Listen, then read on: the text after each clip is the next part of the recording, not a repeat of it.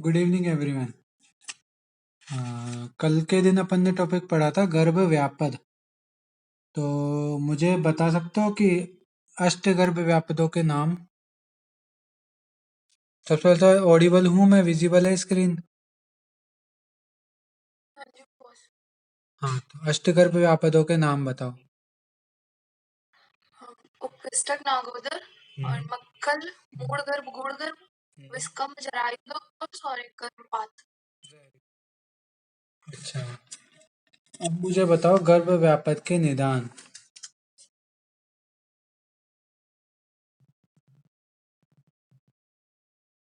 सामान्य निदान जो भी होते हैं गर्भ व्यापद के, क्या क्या हो सकते हैं?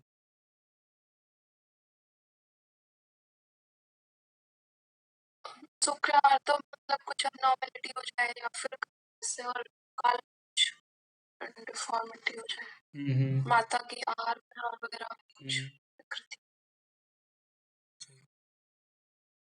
और सुश्रुत ने कृमि कृमि वाले बताए थे। सुश्रुत ने कॉमन बताए थे अष्टगर्भ व्यापद के क्रमी, वात और अभिघात, जबकि चरक ने जो है वो अलग अलग डिपेंडेंट बता रखे थे। जैसे अभी तुमने बताया शुक्र, अर्था, सामान्यता वगैरह, वो सब तो सारे आचार्यों का मिला के है। ठीक है। चरक ने बोला था वो जो मैंने आपको बताया था कि गर्भ को वृद्धि करने वाले जो भाव हैं उनमें विपरीतता होने वाले जो चीज जो भी काम होते हैं ना, सब उसमें आ जाते हैं निदान में। ठीक है। ठीक है। अच्छा, गर्भस्राव कब बोलते हैं और गर्भपात कब बोलते हैं? चतुर्थ मास में और गर्भपात 5वें छठे मास में। और गर्भ असंजात सार कब तक होता है? 3 माह से रहने वाला। बिल्कुल सही, परफेक्ट। अच्छा, अब मुझे बताओ कि उपविष्टक और नागोदर में से मैं निदान बोल रहा हूँ कि कौन सा निदान जो है उपविष्टक का है, कौन सा नागोदर का है। एक निदान ये है जिसमें रोनी से लगातार रक्तस्राव के कारण जो है गर्भ सूख रहा है। ठीक है, वो पहला। दूसरा यह है कि उपवास, व्रत, कर्म और कुत्सित आहार विहार, स्नेह द्वेषी स्त्री है। ठीक है, वात प्रकोपक आहार विहार सेवन कर रही है। तो कौन सा तो उपविष्टक का है, कौन सा नागोदर का है? कुत्सित आहार वगैरह वाला तो उपसुस्क वही नागोदर और योनि से जो लगातार रक्तस्राव के कारण जो गर्भ वृद्धि को प्राप्त नहीं हो रहा, वो उपविष्टक में आ गया। बहुत बढ़िया। अच्छा, अब मेरे को ये बताओ लीन गर्भ किसे बोला है? जो सुप्त जो स्पंदन नहीं फील होता है, वो चिपक जाता है जो गर्भ। बिल्कुल सही। ठीक है, अब अपन आज की क्लास शुरू करते हैं। ठीक है, बाकी संडे का तो तुम्हें याद है ही, क्वेश्चन आंसर करूंगा। एक एक चीज और बता दो, ये ये रक्तज गुल्म की चिकित्सा, क्या चिकित्सा की जाती है रक्तज गुल्म में?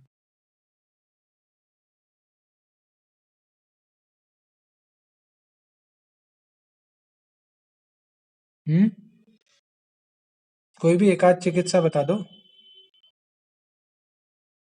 ये तो मतलब एक तो उसका जो 10 मास की चिकित्सा करते हैं। बिल्कुल। इसलिए सही से नहीं याद है। कोई नहीं, तुम्हें वैसे बेसिक चीजें याद है। इसमें मतलब वही है, मासे व्यतीत दशमे चिकित्सा, यानी 10 मास बीत जाने पर चिकित्सा करनी चाहिए। पहली बात तो ये सबसे पहले यही मेंशन करना अगर रक्तगुल्म पूछे तो, चिकित्सा। ठीक है। वैसे तो रक्तगुल्म का क्वेश्चन ऐसे आता है, 5 नंबर में आता है रक्तगुल्म के कारण लिखते हुए और जो है रक्तगुल्म की चिकित्सा लिखो। लेकिन ये इंपॉर्टेंट इसलिए मैं मानता हूँ क्योंकि तुम्हारे ये यहाँ ही नहीं, ये चरक में भी आ सकता है। चरक का आपका उत्तरार्ध का पेपर होता है, उसमें भी कई बार रक्तगुल्म पूछ लिया जाता है, इसलिए ये इम्पोर्टेंट है। ठीक है, चलो अब आज का टॉपिक शुरू करेंगे अपन।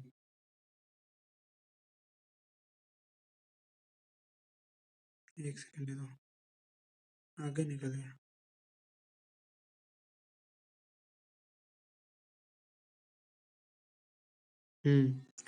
तो आज का टॉपिक है अपना मृत गर्भा। ठीक है, नाम से पता लग रहा है मृत गर्भा, गर्भ में ही जो है मौत हो गई। ठीक है, मतलब गर्भ की मृत्यु कहाँ होगी? गर्भाशय के अंदर ही हो गई, तो वो मृत गर्भ है। अच्छा, इसका मॉडर्न कोरिलेशन किससे होगा? आईयूडी से, इंट्रा यूटेराइन फीटल डेथ। ठीक है, अब सबसे पहले मृतगर्भा के निदान बता रखे हैं। निदान क्या बता रखे हैं? मनसा आगंतु भीर मारुत उपतापई प्रपीड़ित है कि मनसा यानी किसी मानसिक या आगंतुर भी, आगंतु मतलब आगंतुज व्याधियों से, प्रपीड़ित है पीड़ित होने के कारण जो है वात प्रकोप होता है। ठीक है, अब उस वात प्रकोप के कारण क्या होता है कि गर्भ व्यापद्यते कुक्षौ व्याधिभिश्च प्रपीड़ित है कि गर्भ स्वयं के व्याधियों से पीड़ित हो जाने से गर्भ कुक्षी में ही मर जाता है। ठीक है, मतलब कुल मिला के इसने बता रखा है कि किसी भी मानसिक या आगंतुज व्याधि के माता के पीड़ित होने से या फिर गर्भ के स्वयं अपने व्याधियों से पीड़ित होने से जो है गर्भ कुक्षी में ही मर जाना क्या कहलाता है? मृत गर्भ कहलाता है। अच्छा, आपके सिलेबस में इसको अंतःमृत नाम से बता रखा है टॉपिक। ठीक है ना, फिर आप कहीं सोचो कि भाई सिलेबस में तो बहुत अंतःमृत दे रखा था और आप मतलब पढ़ाया ही नहीं है टॉपिक, तो वही है अंतःमृत गर्भ या मृत गर्भा एक ही बात है। ठीक है, तो ये एक रीजन बता रखा है मृत गर्भा का। ये चरक क्या बोलते हैं इसके लिए कि दोषों के अधिक संचित हो जाने से। कहाँ पर संचित होने हैं? गर्भाशय में। ठीक है, तीक्ष्ण उष्ण द्रव्यों के अति सेवन से। तीसरा, वात विट मूत्र इनके वेग को धारण करने से। विषमाशन, शयन खड़े होने पर उदर पर दबाव पड़ने से। अभिघात यानी किसी तरह का ट्रॉमा हो जाने से, या क्रोध शोक ईर्ष्या भय त्रास आदि मानसिक भावों के कारण जो है जो गर्भ है कुक्षी में ही मर जाता है। मतलब आपको निदान में मेनली क्या याद रखना है? क्या तो माता किसी मानसिक या आगंतुक व्याधि से पीड़ित है, ठीक है, या फिर जो है या फिर पिता वो सॉरी या फिर गर्भ जो है वो स्वयं है ना व्याधियों से पीड़ित है। आवाज आ रही है? बीच में नेटवर्क चला गया होगा। आवाज आ रही है? ठीक है, वो क्या है कि वाईफाई का नेटवर्क चला गया। ठीक है, हाँ, तो मैं कहा था कि आपको निदान के लिखना है तो माता किसी बीमारी से पीड़ित हो। कैसी बीमारी? मानसिक या आगंतुक से। या गर्भ स्वयं जो है गर्भ व्यापदों से पीड़ित हो, ठीक है, किसी प्रकार के बीमारी से पीड़ित हो, तो गर्भ जो है कुक्षी में ही मर जाता है। आचार्य चरक ने क्या बोला कि जो वात प्रकोपक आहार विहार है या तीक्ष्ण उष्ण द्रव्यों का है जो अति सेवन कर रहे हो, या किसी प्रकार का अभिघात हो गया है, कोई मानसिक भाव से जो है माता पीड़ित है, तो ऐसी स्थिति में जो है गर्भ मतलब मृत हो जाता है, गर्भाशय में ही मर जाता है। ठीक है, तो ये निदान हो गए। संप्राप्ति, जो सामान्य संप्राप्ति अपन ने गर्भ व्यापत की पढ़ी, वही यहाँ पे सामान्य संप्राप्ति है कि निदान सेवन किया उससे क्या होता है गर्भ अपने बंधनों से मुक्त हो जाता है। किस प्रकार मुक्त हो जाता है? जैसे फल पकने के बाद जो है अपने व्रंत से, व्रंत मतलब वो डंठल जिससे वो प्लांट से जुड़ा हुआ है ना, उस डंठल से जो है अलग हो जाता है। जिस प्रकार फल अपने व्रंत से अलग हो जाता है उसी प्रकार गर्भ भी जो है अपने बंधनों से मुक्त हो जाता है। ठीक है, मुक्त हुआ गर्भ गर्भशैया का अतिक्रमण कर यकृत प्लीहा आंत्र के विवरों से अवसंसरमान होगा। अवसंसरमान मतलब नीचे की ओर आकर, ठीक है, कोष्ठ में संक्षोभ उत्पन्न करता है। कोष्ठ के संक्षोभ के कारण अपान वायु मूड होकर, अपान वायु का मूड होना मतलब अपनी जो नॉर्मल डायरेक्शन है नीचे की ओर गमन करना चाहिए उसके बजाय क्या करेगी ऊपर की ओर हो जाएगी, उदावर्त हो जाएगा उसमें। ठीक है, कुक्षी बस्ती पार्श्व उदर योनि में शूल अनाह मलमूत्र अवरोध आदि व्याधियों को उत्पन्न करके तरुण गर्भ को शोणित के साथ नीचे फेंकती है। तो ये इसकी सामान्य संप्राप्ति होगी मृत गर्भा की। समझ में आ गई है? वैसे मैं आपको पहले ही एक्सप्लेन कर चुका हूँ इस संप्राप्ति को कि वही है निदान सेवन किया उससे वात प्रकोप हुआ, उस प्रकोपित वात के कारण क्या होता है गर्भ अपने बंधनों से मुक्त हो जाता है। ठीक है, अब ये मुक्त हुआ गर्भ गर्भशैया का अतिक्रमण करके यकृत प्लीहा आंत्र आदि ये इलाकों से गुजर करके नीचे की ओर आता है। नीचे की ओर आते हुए ये क्या करता है कोष्ठ में इरिटेशन उत्पन्न करता है, संक्षोभ उत्पन्न करता है। ठीक है, संक्षोभ उत्पन्न करने के बाद कारण क्या होती है अपान वायु विकृत होती है, मूड होती है, और उसके कारण जो है ये लक्षण मिलते हैं। क्या? कुक्षी बस्ती पार्श्व उदर योनि में शूल मिलता है, आनाहा मिलता है और मूत्र संग। ठीक है, ये जो है लक्षण यहाँ पे दिखाई देते हैं। इसके अलावा शोणित स्राव की योनि से जो है वेजाइना से डिस्चार्ज होता है और जो है बच्चा बाहर निकल जाता है, पतन हो जाता है बच्चे का। ठीक है, तो ये यहाँ पे मृत गर्भा के लक्षण बता रखे हैं। अब लक्षण की बात करते हैं। यहाँ तक डाउट है किसी को? ये तो समझ में आ गया ना निदान संप्राप्ति। आगे चले।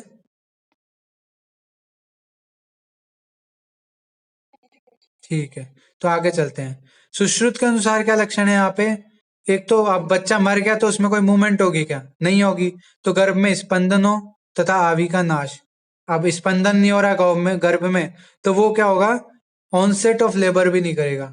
जब मैं आपको सामान्य प्रसव पढ़ाऊंगा ना, तो सामान्य प्रसव से पहले मैं आपको पढ़ाऊंगा ऑनसेट ऑफ लेबर, कि लेबर कैसे उत्पन्न होते हैं, लेबर पेन कैसे स्टार्ट होते हैं। तो वो स्टार्ट होते हैं शिशु के कारण, गर्भस्थ शिशु के कारण। ठीक है ना? यानी फीटस जो है वो अपने सिग्नल देता है कि भाई अब मेरे को निकलना है, अब मेरा टाइम हो गया बाहर आने का। तो फिर वो कुछ हार्मोन सिक्रिएट करता है, जो भी एक्टिविटीज होती है वो सब मैं आपको ऑनसेट ऑफ लेबर में पढ़ाऊंगा। तो वो सब चीजें नहीं होंगी, तो मतलब लेबर पेन स्टार्ट नहीं होगा। तो आवी का नाश होना, गर्भ मरा हुआ है तो स्पंदन नहीं करेगा। श्रावता या पांडुता, ये माता के लिए भी है कि माता में जो है श्रावता या पांडुता होगी, एनीमिक कंडीशन, इन्फेक्शन वाली कंडीशन। ठीक है। उच्छ्वास में पूती गंधी, अब अंदर जो है डेड टिश्यू प्रेजेंट है, तो क्या है कि वो जब मदर ब्रीथिंग करेगी ना, उसके ब्रीथिंग में जो है पूती गंधी, पूती मतलब दुर्गंध आएगी। ठीक है। और शूल, एब्डोमेन में जो है लगातार पेन की कंडीशन रहेगी। तो ये लक्षण बताए हैं सुश्रुत ने मृत गर्भा के। अब चरक क्या बोलते हैं इस बारे में? लगभग सिमिलर ही लक्षण है, बस कुछ चीजें अलग हैं। जैसे स्त्री का उधर स्तिमित, स्तंभ, आतन यानी तना हुआ, वह कमजोर हो जाता है। ठीक है। दूसरा, श्वास में पूती गंधी।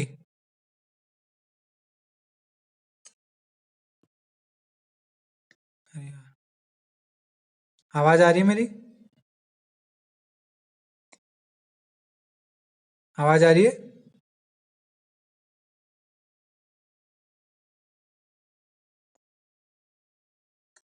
ज्योति, आवाज आ रही है? सभी आ रही है। ठीक है। तुम बोल दिया करो अगर आवाज नहीं आए ना बीच में, तो मैं फिर उस हिसाब से चेंज करूँ, ताकि क्या है कि दिक्कत ना हो, तुम्हें फ्लो नहीं टूटे तुम्हारा भी। हाँ, तो लक्षणों पे थे अपन। अब यहाँ पे भी लगभग वही है। देखो, अत्यधिक वेदना, पूती गंधिता श्वास में, प्रसव वेदना यानी वही आवी का शुरू नहीं होना। ठीक है। योनि से स्राव नहीं होना, गर्भ स्पंदन एब्सेंट होना, ये सारे लक्षण अपन ने अभी सुश्रुत वाले में भी सेम पढ़े, यहाँ भी सेम है। बस यहाँ पे क्या बता रखा है कि स्त्री का जो एब्डोमेन है उधर है, वो स्तिमित, स्तब्ध और तना हुआ हो जाता है, एकदम कठोर सा हो जाता है।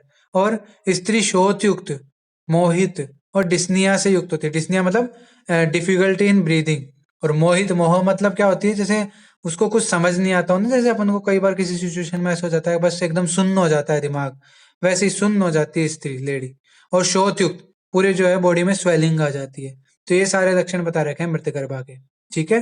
फिर उसके बाद चिकित्सा की बात करें, तो जो प्लेसेंटा को निकालने के लिए जो जो चिकित्साएं की जाती है अपरापातन के लिए, वो सभी चिकित्साएं, वो सभी कर्म जो है यहाँ पे किए जाते हैं। दूसरी, अथर्ववेद वर्णित मंत्रादि का प्रयोग। क्या अथर्ववेद में जो मंत्र बताए गए हैं, मंत्र कौन से? जब प्रसव हो रहा होता है, अपरापातन हो रहा था, बच्चा बाहर निकल रहा होता है, तो उस वक्त कुछ मंत्रोच्चारण का बताया गया है अथर्ववेद में, तो उन मंत्रों का उच्चारण करना। ठीक है। चरक ने आहरण योग्य शल्यों में गर्भ शल्य का उदाहरण दिया है। आहरण योग्य मतलब बाहर निकाले जाने योग्य शल्यों में जो है चरक ने इसका गर्भ शल्य का उदाहरण दिया है, यानी इनको बाहर निकालना बहुत जरूरी है। इन शल्यों को ये अंदर ही नहीं रहने दिए जा सकते, ये माता के लिए जो है बहुत हानिकारक होते हैं, इसलिए ये आहरण योग्य हैं। ठीक है। शल्योधरण के पश्चात चिकित्सा कर्म के लिए, गर्भकोष्ठ की विशुद्धि के लिए, ठीक है, अर्थी विस्मरण और प्रहर्षण के लिए सुरा, सीधु, अरिष्ट, मधु, मदिरा आदि को सामर्थ्य युक्त पीने के लिए देना चाहिए। यानी यहाँ पर ये क्या बोल रहा है कि जो दारू होती है यहाँ पे, एक तो ये अर्थी विस्मरण प्रहर्षण यानी उसके दुख को दूर करने के लिए। दूसरी बात, कोष्ठ की शुद्धि करने के लिए। कोष्ठ कौन सा? गर्भाशय की शुद्धि करने के लिए जो है मद्यपान कराया जाता है उसको। ठीक है। और चिकित्सा कर्म के लिए मतलब अब चूंकि स्रोतसों को क्लियर कर रहा है, पैसेज क्लियर कर रहा है, तो क्या है, बीमारी भी ठीक होगी उसकी, कोई मतलब नया इन्फेक्शन नहीं होगा। तो यहाँ पे चिकित्सा कर्म के लिए भी जो हो गया। ठीक है। फिर तत्पश्चात बल की रक्षा हेतु भ्रंगण एवं संतर्पण परंतु स्नेह रहित यवागु एवं आहार का प्रयोग करवाना चाहिए। तो ये इसकी चिकित्सा हो गई। एक बार शॉर्ट में मृतगर्भा में आपको बता देता हूँ। सबसे पहले निदान की बात की थी। निदान में या तो माता किसी मानसिक आगंतुक जो है कि व्याधि से पीड़ित हो, या गर्भ किसी प्रकार की व्याधि से पीड़ित हो। माता कैसे पीड़ित होगी? उसने वात प्रकोप का आहार विहार किए, तीक्ष्ण उष्ण आहार विहार किए। ठीक है। कोई अभिघात यानी चोट वगैरह लग गई, और मानसिक भाव से विकृत हो रखी है वो, तो ये निदान हो गए। संप्राप्ति, निदान सेवन किया, उससे गर्भ जो है वो अपने बंधनों से मुक्त हुआ। कैसे? जैसे फल वृंत से टूटता है वैसे ही गर्भ जो है अपने बंधनों से मुक्त हो गया। मुक्त हुआ गर्भ क्या करता है फिर? वही, अब चूंकि पेट फिर धीरे धीरे पेट कम होता जाता है स्त्री का, कुक्षी कम होती जाती है, तो मतलब यकृत आंत्र आदि के विवरों से नीचे आता हुआ और कोष्ठ में संक्षोभ उत्पन्न करता है। अब इन इरिटेशंस के कारण क्या होता है, अपान वायु मूड होती है और वो क्या करती है, लोअर एब्डोमेन में सब जगह पेन करती है। लोअर एब्डोमेन में क्या क्या आ जाते हैं? कुक्षी, बस्ती, पार्श्व, उदर, योनि में जो है शूल आना करता है और मूत्र संग करता है। ठीक है, और शोणित स्राव के साथ जो है तरुण गर्भ को नीचे की ओर फेंकती है। तो ये अपने क्या होगी? संप्राप्ति होगी। लक्षण मैंने बताया ही था कि जो बच्चा पेट में मर गया है तो ना उसमें कोई स्पंदन होगा, ना ही वो लेबर पेन स्टार्ट कर पाएगा। इसके अलावा लोअर एब्डोमेन में पेन होगा इस फीमेल को, तीव्र वेदना, और जो उच्छ्वास यानी ब्रीथिंग वो करेगी उसमें क्या होगी? पूती गंधिता, दुर्गंध आएगी। ठीक है, तो ये सारे लक्षण मिल जाएंगे। फिर चिकित्सा मैंने आपको बता दिया कि भाई जरायु पातन के लिए यानी प्लेसेंटा को निकालने के लिए जो जो चिकित्साएं की जाती है वो सब चिकित्साएं यहाँ पे करेंगे। इसके अलावा शल्य आहरण योग्य व्याधि है ये। ठीक है, इसका आहरण करने के बाद जो स्त्री को सामर्थ्यानुसार मद्यपान कराया जाएगा ताकि उसका दुख कम हो, उसकी वेदना कम हो, उसकी कोष्ठ शुद्धि हो, और चिकित्सा कर्म के लिए। ठीक है, और बल की रक्षा के लिए जो है उसको भ्रंगण और संतर्पण औषधियों का प्रयोग कराया जाता है। तो ये अपना मृत गर्भ हो गया। ठीक है, कुछ डाउट हो तो पूछ सकते हो, नहीं तो आगे चलते हैं। चलो आगे चले। अब अपने आते हैं अगले दो टॉपिक। कौन कौन से? एक तो बहुगर्भता या बहुअपत्यता आयुर्वेद वाला, और उसका मॉडर्न कोरिलेशन मल्टीपल प्रेगनेंसी।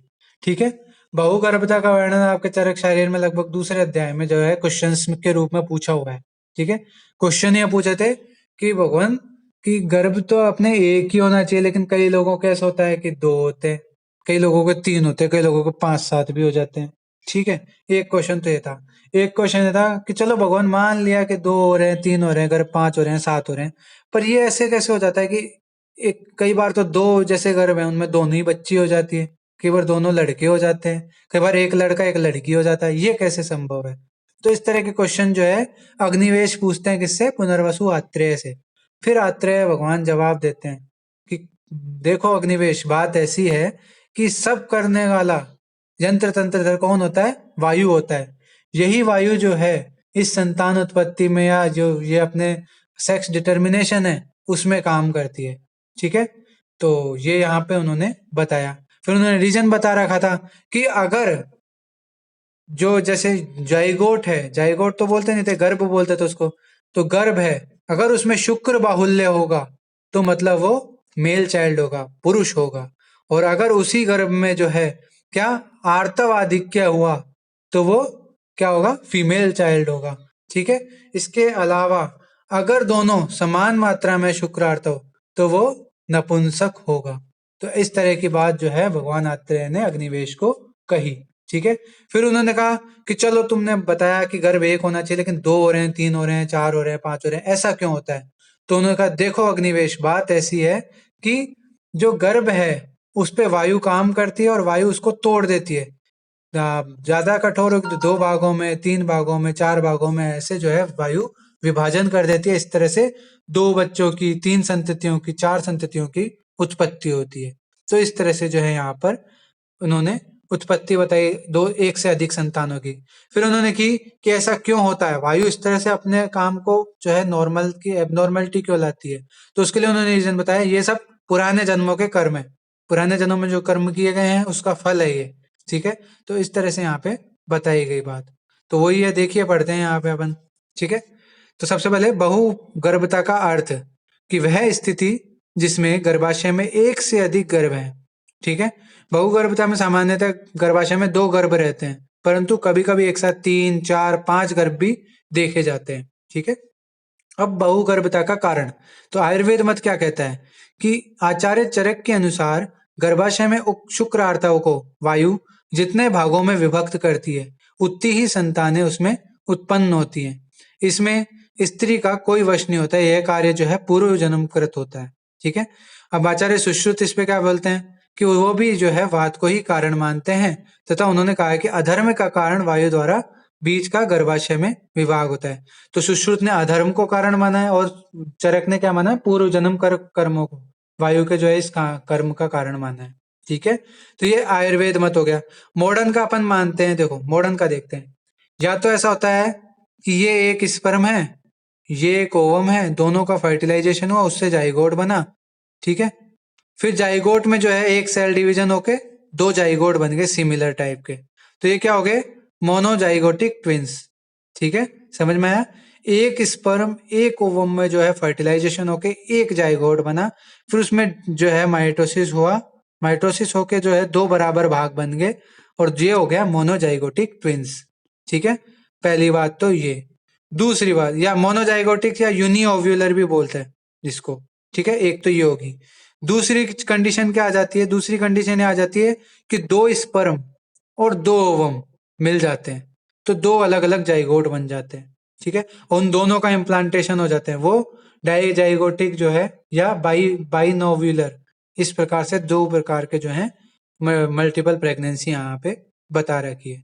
ठीक है, समझ में आ गई कि एक स्पर्म एक ओवम का हुआ फर्टिलाइजेशन, उससे जाइगोट बना, फिर जाइगोट डिवाइड हो गया दो भागों में, और उससे दो जो है अलग अलग संतति उत्पन्न हो गई। तो ये तो हो गई मोनोजाइगोटिक या यूनिओव्यूलर। और बाइनोव्यूलर या डाइजाइगोटिक क्या होगी, कि जिसमें दो स्पर्म दो ओवम में जाते हैं और जो है दो अलग अलग जाइगोट बनते हैं, और फिर उनका डेवलपमेंट होता है। तो यही यहाँ पे बात बताई है आधुनिक मत में, एक ही फर्टिलाइज्ड ओवम का कई भागों में बढ़ जाना, जिससे उत्पन्न दो गर्भ को यूनिओव्यूलर कहा जाता है, और दो बीज का गर्भाधान होना, इसे बाइनोव्यूलर ट्विन कहा जाता है। ठीक है, और इसके अलावा पर्यावरणीय रीजन भी होते हैं, जैसे कई ऐसे रीजन होते हैं जहां पर मल्टीपल प्रेगनेंसी ट्विन प्रेगनेंसी पाई जाती है। जैसे भारत में मेरे को याद नहीं आ रहा, हमें एग्जाम्पल बताया जाता था कि एक गांव था जिसमें सबसे ज्यादा ट्विंस है, 64 पेयर ट्विंस है वहां पे। अब तो बहुत सारे और भी हो गए होंगे, पर 64 पेयर मायने रखता है अपने आप में। तो वो वहाँ एनवायरनमेंट के इफेक्ट के कारण ऐसा माना जाता है। ठीक है, कि वहाँ पे ट्विंस की पैदा होने की जो टेंडेंसी है वो बहुत ज्यादा है। और दूसरी आनुवांशिक, कि जेनेटिक भी होता है कईयों के, जैसे कईयों के वंश में माता के दादी के थे, फिर उसके बाद अपने माता के थे, ऐसे करके आनुवांशिक भी हो जाता है कई बार। ठीक है, तो ये रीजन बता रखे हैं वह अपत्यता या बहुगर्भता के। ठीक है, अब आयुर्वेद मत से दो पुत्र या दो पुत्री होने में कारण, तो वही बताया, शुक्र आर्तव मिश्रित बीज के वायु द्वारा विभाजित होने पर दोनों भागों में अगर शुक्र आधिक्य हो तो दो पुत्र, दोनों भागों में अगर आर्तव आधिक्य हो तो दो पुत्री, और एक भाग में शुक्र और दूसरे भाग में आर्तव आधिक्य हो तो एक पुत्र एक पुत्री। इस प्रकार से जो है उत्पत्ति होती है। अब इसको आप इसी तरह से समझ सकते हो, मॉडर्न कोरिलेशन अगर करना ही है तो शुक्र मतलब वाई क्रोमोसोम, आर्तव मतलब एक्स क्रोमोसोम। अगर आर्तव आधिक्य यानी डबल एक्स क्रोमोसोम होगा तो स्त्री, वो शुक्र आधिक्य होगा यानी वाई क्रोमोसोम आ जाएगा, एक्स वाई होगा तो पुत्र। ठीक है, और अगर डबल एक्स वाई या ट्रिपल एक्स या एक्स वाई वाई इस तरह की कोई एबनॉर्मेलिटी हो तो वो नपुंसक। तो ये यहाँ पे मॉडर्न कोरिलेशन आप कर सकते हो। ठीक है, तो ये हो गए आयुर्वेद के कारण जो है पहली बात तो मल्टीपल प्रेगनेंसी क्यों होती है आयुर्वेद के कारण। दूसरी बात, दो पुत्र या दो पुत्री या एक पुत्र एक पुत्री इस तरह से जो है डिवाइडेशन क्यों होता है, ये अपन ने देख लिया। ठीक है, अब जो यूनिओव्यूलर और बाइनोव्यूलर अपन ने पढ़ा मॉडर्न में, उसमें क्या होगा, यूनिओव्यूलर में तो सेम जेंडर होंगे, कि दोनों मेल होंगे या दोनों फीमेल होंगे। ठीक है, बाइनोव्यूलर में दोनों मेल भी हो सकते हैं, दोनों फीमेल भी हो सकते हैं, एक मेल एक फीमेल भी हो सकता है। ठीक है, ये यहाँ पे बात आ गई। फिर आते हैं युग्म गर्भ की वृद्धि, कि युग्म गर्भ वृद्धि को कैसे प्राप्त करता है। तो युग्म में एक गर्भ पुष्ट और एक गर्भ दुर्बल होने का क्या कारण बताया है। तो कर्म के वशीभूत होने के कारण शुक्र आर्तव का विषमांश यानी एक अंश बड़े और दूसरे अंश छोटे में बंटने के कारण कुक्षी में जब वृद्धि होती है तो एक गर्भ पुष्ट और दूसरा गर्भ दुर्बल होता है। यहाँ पर कहने का मतलब ये है कि मान लो ये एक जाइगोट था, ये डिवाइड हुआ और दो जाइगोट बने, एक बड़ा बना एक छोटा बना, यानी एक जो होता है उसमें आप जानते हो योग सैक होता है। ठीक है, जिसमें योग भरा होता है। योग क्या है, इनिशियल न्यूट्रिशन का काम करता है। ठीक है, इनिशियल न्यूट्रिशन जिसको अच्छा मिलेगा वो जल्दी इम्प्लांट होगा, उसका प्लेसेंटा जल्दी अच्छे से डेवलप होगा और वो जो है ज्यादा न्यूट्रिशन ले पाएगा। तो जिसको ज्यादा ज्यादा ज्यादा हो रहा है सारा, वो तो होगा अच्छे से पुष्ट, पुष्ट मतलब हष्ट पुष्ट बच्चा। और जिसको न्यूट्रिशन ऑलरेडी स्टार्टिंग से ही कम हो रहा है, स्टार्टिंग से उसकी ग्रोथ की स्पीड कम है, तो वो दुर्बल पैदा होगा। इस तरह से यहाँ पे बताया गया है। ठीक है, कई बार इस चक्कर में क्या होता है कि मल्टीपल प्रेगनेंसी में एक बच्चा तो जीवित और स्वस्थ पैदा होता है और दूसरा जो है स्टिल बर्थ पैदा हो जाता है, या बर्थ के थोड़ी देर बाद ही वो मर जाता है क्योंकि कमजोर होता है, वो झेल नहीं पाता। ठीक है, तो ये युग्म गर्भ की वृद्धि के बारे में अपन ने देख लिया। अब अपन मॉडर्न की बात करते हैं कि प्लेसेंटा इन ट्विन प्रेगनेंसी, कि ट्विन प्लेसेंटी में प्लेसेंटा की क्या कंडीशन रहती है। तो यहाँ पे डायग्राम ये देखो बता रखा है कि या तो ये हो सकता है कि दो अलग अलग प्लेसेंटा हो, सेपरेट प्लेसेंटा, या फिर हो सकता है कि फ्यूज प्लेसेंटा हो, या फिर हो सकता है सिंगल प्लेसेंटा हो। समझ रहे हो, यानी प्लेसेंटा एक है पर सेपरेट है, एक के ही दो भाग बन गए प्लेसेंटा के। ठीक है, वो होता है मोनोजाइगोटिक ट्विंस में, डाइजाइगोटिक में, दोनों में होता है। ठीक है, दूसरी कंडीशन क्या है, प्लेसेंटा एक है और वो दोनों शेयर कर रहे हैं एक ही प्लेसेंटा को। ठीक है, दो चीज। तीसरी, प्लेसेंटा दो हैं, दोनों अलग अलग हैं। और चौथी, प्लेसेंटा दो हैं पर दोनों एक छोर पे मिले हुए हैं। ठीक है, तो इस तरह से जो है यहाँ पे कंडीशन यहाँ बताई गई है। ठीक है, कुल मिला के दो तरह के जो है प्लेसेंटेशन पाए जाते हैं ट्विंस में। कौन कौन से, एक तो दो अलग अलग प्लेसेंटा दो अलग अलग फीटस को पोषण दे रहे हैं, बाइनोव्यूलर में जैसे हो रहा है। ठीक है, यहाँ पर डायग्राम देखो आप, एक प्लेसेंटा तो ये रहा, एक प्लेसेंटा ये रहा, दोनों अलग है, दोनों की सेक अलग है, फीटस की दोनों का डेवलपमेंट अपने अपने तरीके से हो रहा है। ठीक है, तो ये बाइनोव्यूलर ट्विन के लिए। एक यूनिओव्यूलर ट्विन में क्या होता है, प्लेसेंटा एक ही बनता है, वही दोनों को पोषण दे रहा है। ठीक है, ज्यादातर चांसेस इसी में इसमें होते हैं कि भाई सिमिलर टाइप का जो है दोनों का पोषण होगा। इसमें एक गर्भ वृद्धि को और एक गर्भ दुर्बलता को प्राप्त हो सकता है बाइनोव्यूलर में। ठीक है, समझ में आया कि प्लेसेंटा या तो एक ही प्लेसेंटा दोनों शेयर कर रहे हैं, लेकिन दोनों की योग सैक, दोनों की जो मेम्ब्रेन से सैक बन रही है ना गर्भाशय में, वो अलग अलग बनती है। एक है जिसमें दो अलग अलग प्लेसेंटा बन रहे हैं और दोनों की सैक जो है पूरा सेपरेशन है दोनों में। ठीक है, कोई कनेक्शन नहीं है दोनों में। तो ये जो है प्लेसेंटा, इसकी पोजीशन होती है ट्विन प्रेगनेंसी में। अब ट्विन प्रेगनेंसी का डायग्नोसिस कैसे करते हैं। अच्छा, ये पॉइंट समझ में आ गया ना, प्लेसेंटा ट्विन प्रेगनेंसी में कैसे रहता है। डायग्राम से समझ में आ रहा है, किसी को कोई डाउट हो तो मैं वापस बोल सकता हूँ।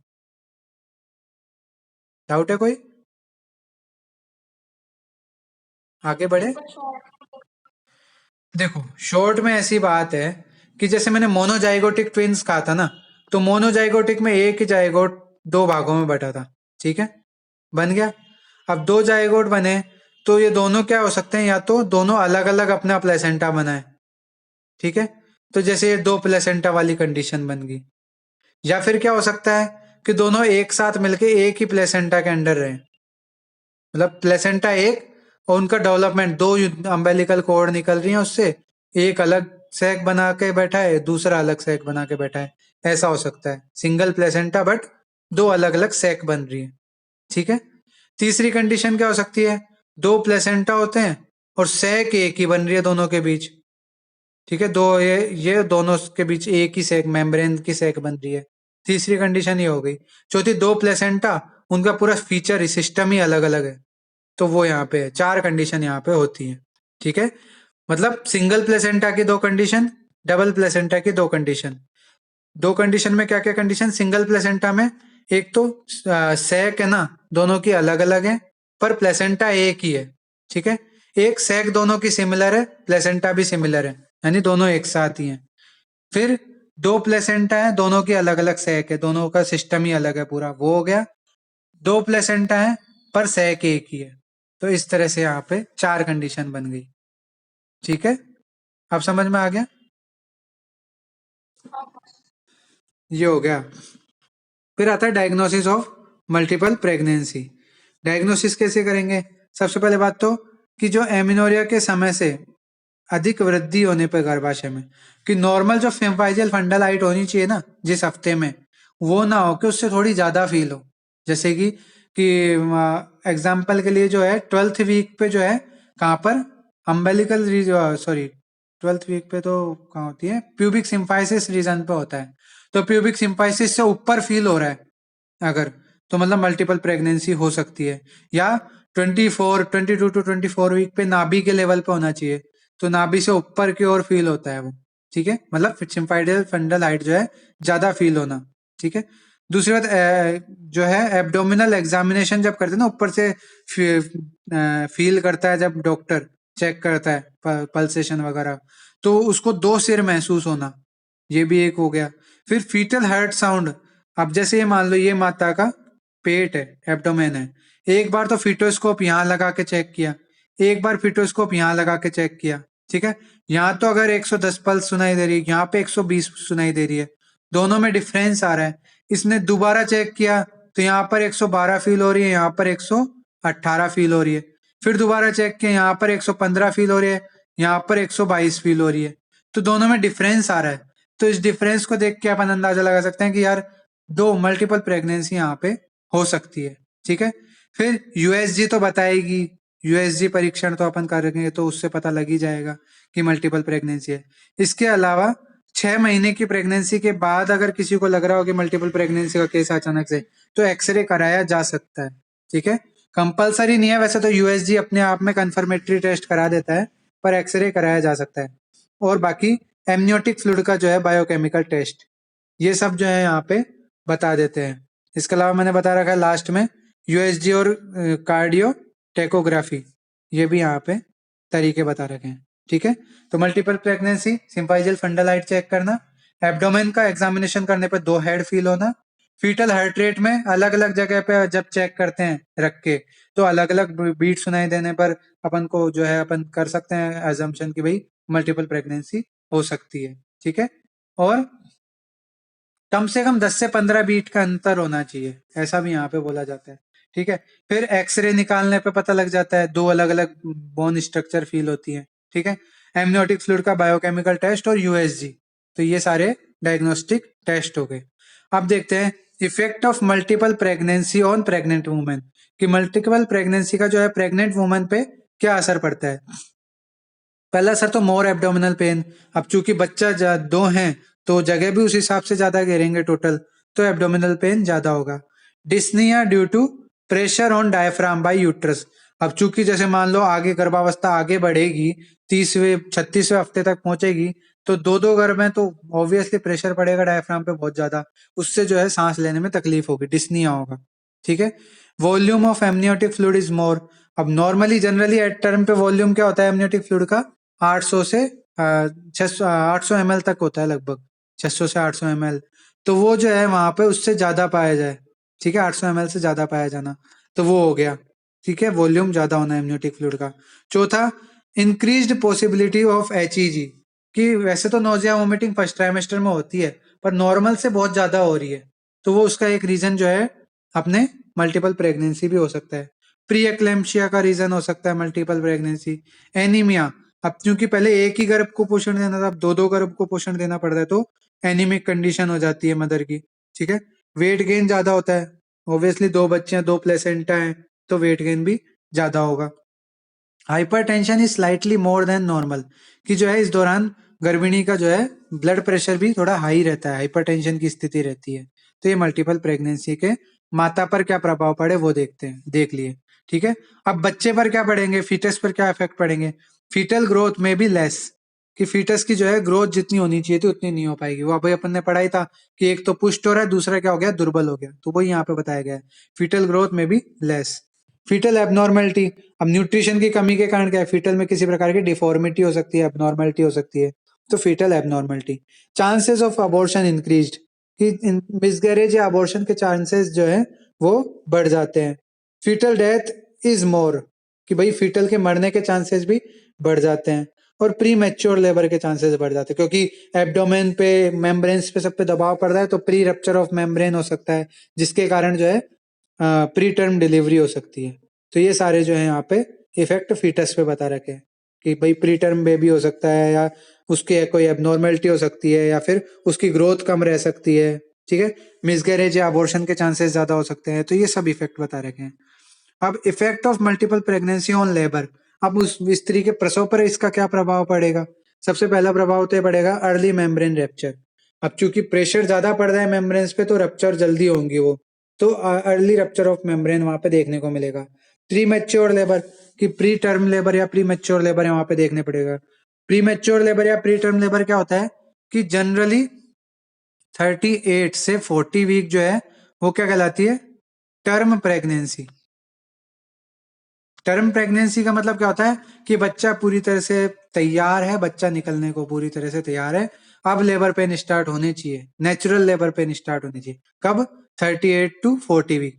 वैसे देखा जाए राउंड फिगर में, मतलब जो रेंज है पूरी प्रॉपर, तो वो 37 to 42 वीक होती है।